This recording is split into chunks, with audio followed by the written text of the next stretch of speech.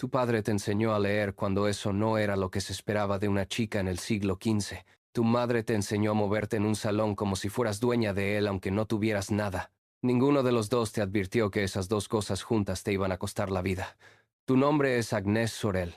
Tienes 22 años, los ojos muy abiertos, y estás a punto de conocer al rey de Francia. No naciste en un palacio.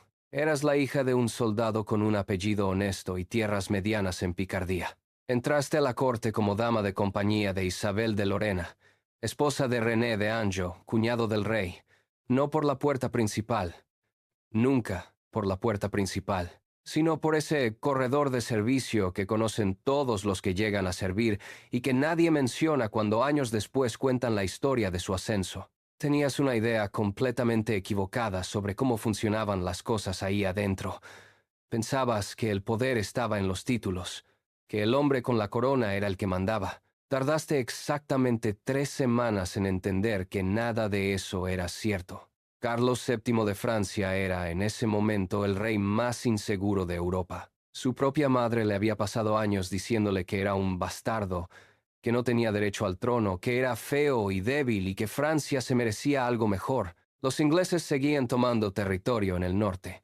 Sus generales peleaban entre ellos por recursos y gloria. Sus consejeros le decían lo que convenía decirle, no lo que necesitaba escuchar. Y él, el rey de Francia, se hundía en depresiones que podían durar semanas enteras sin que nadie se atreviera a plantarle la verdad en la cara, porque decirle la verdad a un rey tiene consecuencias que la mayoría prefiere evitar. Había necesitado que Juana de Arco lo arrastrara literalmente hasta su propia coronación en Reims. Y después de eso, cuando los ingleses la capturaron y la quemaron viva en Rouen, Carlos no movió un dedo para salvarla. Ese era el hombre cuyo oído ibas a ganar. Cuando Carlos posó los ojos en ti, la decisión ya estaba tomada antes de que tú supieras que algo estaba pasando. Así funcionan los reyes. Primero miran, luego deciden, y para cuando te das cuenta, ya eres parte del plan. Llegaron regalos sin remitente, aunque todos en la corte sabían de quién venían. Luego una invitación a una reunión privada que no era privada del todo, porque en una corte nada es del todo privado. Fuiste porque decir que no a ese tipo de invitaciones no era una opción real para una mujer en tu posición. Y porque una parte de ti, la parte honesta que no siempre nos gusta reconocer, quería ir. Nadie te explicó el precio. Eso tampoco funciona así. El precio no se anuncia. Se va cobrando en cuotas tan pequeñas que cada una por separado parece razonable. Primero fue el tiempo. Tus mañanas, tus tardes, tu disponibilidad permanente. Luego fue la opinión. Empezaste a moldear lo que decías según lo que él necesitaba escuchar, porque contradecirlo tenía costos y validarlo tenía recompensas. Luego fue el nombre. Carlos te dio el título de Dame de Beauté, Dama de la Belleza, junto con el Château de Beauté como residencia y joyas que ninguna mujer en Francia tenía. El primer diamante tallado de la historia llegó a tus manos, y con todo eso llegó algo que no estaba en el contrato. Te convirtió en la primera amante real oficialmente reconocida de Francia, públicamente, delante de todos, incluyendo la reina. La reina María de Anjou lo sabía. Eso era lo más duro de tolerar. No su odio, sino su aceptación. Te miraba en los banquetes con esa expresión que tienen las personas que han entendido que algunas batallas no se pueden ganar y han decidido guardar sus fuerzas para las que sí. Nunca te habló mal en público, nunca te ignoró abiertamente. Solo te miraba con esa mezcla de dignidad herida y resignación que te resultaba más difícil de soportar que cualquier insulto, porque te recordaba que detrás de todo el brillo y los privilegios había una mujer real pagando un costo real por algo que tampoco había elegido. Fue la propia reina, según cuentan los cronistas, quien en los primeros tiempos te aconsejó que aceptaras la posición junto al rey. Te dijo que si no eras tú, sería cualquier otra mujer intrigante e inescrupulosa. Y tenía razón, pero eso no hacía la situación más fácil de llevar. Dos mujeres atrapadas en el mismo juego, desde lados distintos, sin poder hacer nada la una por la otra, pero el mundo no se detuvo a contemplar esas complejidades. Y en ese movimiento llegó el momento en que dejaste de ser solo un adorno en la corte y te convertiste en algo que nadie había calculado, una voz que importaba de verdad. Francia llevaba décadas en guerra contra Inglaterra. La Guerra de los 100 años había consumido territorios, generaciones enteras, y la voluntad de un rey que ya no sabía si tenía fuerzas para seguir peleando. Sus generales discutían, sus consejeros se contradecían, y Carlos se hundía otra vez en esa parálisis que lo había definido toda su vida. Cada día sin decisión era un día que el enemigo usaba para afianzarse en el norte de Francia. Fue en una de esas noches en que él estaba más paralizado cuando dijiste lo que nadie más se atrevía a decir. No, no con discurso, no con argumentos elaborados. Los cronistas de la época registraron la escena.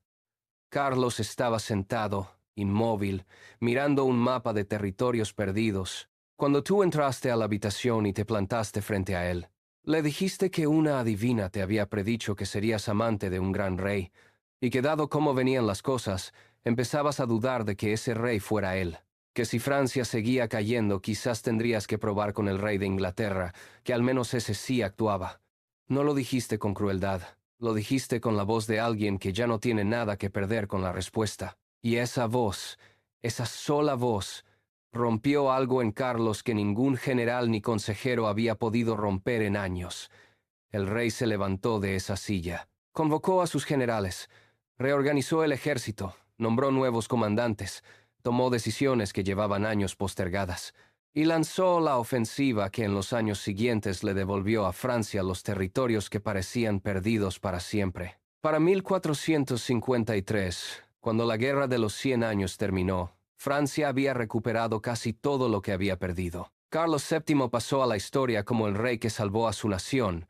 Tu nombre no aparece en ninguno de esos documentos oficiales, pero en las cartas privadas, en los testimonios de los que estuvieron cerca, en los registros que no se escribieron para el público, tu presencia está en todas partes, como un hilo invisible que recorre todo sin que nadie lo nombre. Hubo personas en esa corte que te odiaban con una intensidad que iba mucho más allá de la envidia.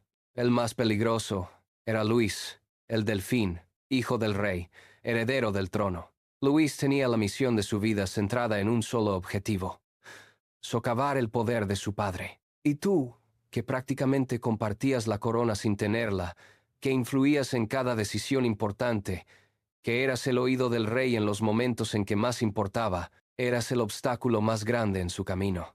Luis te había llegado a abofetear en una ocasión, públicamente, delante de testigos. Carlos lo desterró temporalmente de la corte por eso, pero no podía desterrarlo para siempre.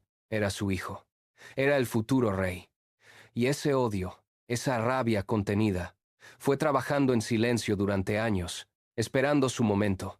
Lo intuías. Notaste los cambios pequeños. Personas que antes eran neutrales y de repente te miraban diferente. Conversaciones que se cortaban cuando llegabas. Silencios que decían demasiado. Pero no tenías forma de probarlo y no tenías a quién decírselo sin que pareciera paranoia.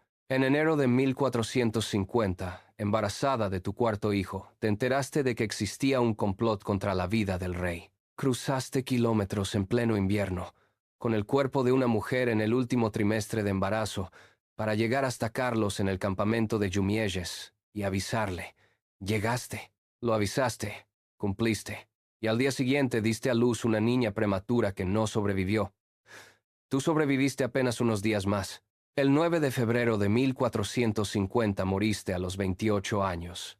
La causa oficial fue disentería, una enfermedad infecciosa, caracterizada por inflamación del intestino, especialmente el colon.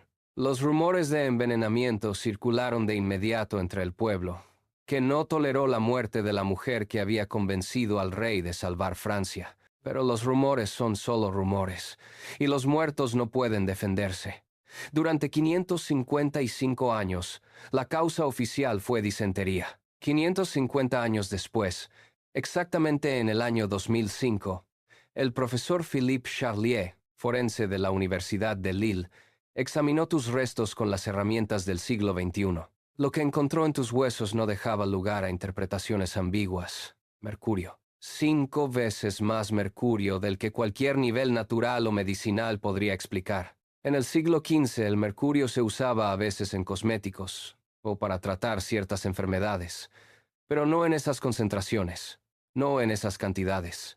A esos niveles, el mercurio es veneno administrado con intención y con paciencia, en dosis que van acumulándose en el cuerpo durante un tiempo antes de volverse letales. No fue un accidente, no fue una enfermedad, fue una decisión. Alguien, con acceso a tu entorno más cercano, eligió matarte de forma lenta y planificada. El principal sospechoso es Luis, el Delfín, el futuro Luis XI de Francia. El hombre que te abofeteó, que te odió públicamente, que dedicó años enteros de su vida a destruir todo lo que tenías influencia sobre su padre, nunca fue juzgado, nunca fue investigado. Porque para cuando la ciencia pudo probar lo que pasó, Luis llevaba más de 5 siglos muerto y reinando en los libros de historia como un rey que modernizó Francia. Carlos lloró tu muerte de forma desconsolada, durante exactamente el tiempo suficiente para que quedara registrado. Después se consoló en los brazos de tu propia prima, Antoinette de Magnelay, quien ocupó tu lugar junto al rey con una velocidad que también quedó registrada. La historia siguió sin detenerse. Lo que más cuesta entender cuando miras esta historia desde afuera, y lo que más cuesta sentir cuando la vives desde adentro, es que nadie te obligó con una amenaza directa en ningún momento. Nadie te dijo explícitamente lo que tenías que hacer. El sistema no necesita hacer eso. El sistema simplemente construye un mundo donde tus opciones son tan limitadas que la única salida visible es la que él mismo te ofrece. Y cuando llevas suficiente tiempo caminando por ese único camino disponible, empiezas a llamarlo elección. Agnès Sorel tuvo inteligencia real, criterio genuino y la capacidad de cambiar el rumbo de una nación.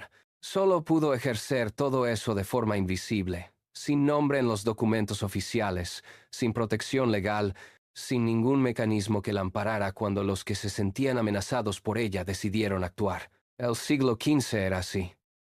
La pregunta incómoda es cuánto de eso sigue siendo verdad en el mundo en que vives hoy.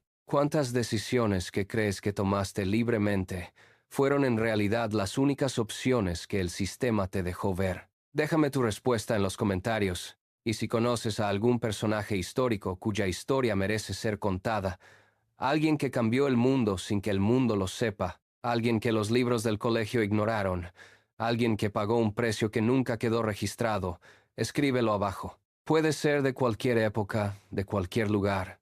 Si la historia tiene peso, la contamos. Si este canal todavía no está en tus suscripciones, este es buen momento. Este tipo de contenido no siempre aparece cuando lo buscas.